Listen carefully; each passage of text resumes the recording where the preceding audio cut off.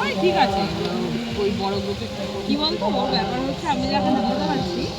মানে সৌরভ স্যার বল আরও ভালো ভালো লোকজনদের ধরে ও এখন ইউনিভার্সিটিতে মাস্টার্সের স্টুডেন্ট ভর্তি করা, গ্র্যাজুয়েশনের স্টুডেন্ট ভর্তি করা, এই ধরনের কাজগুলো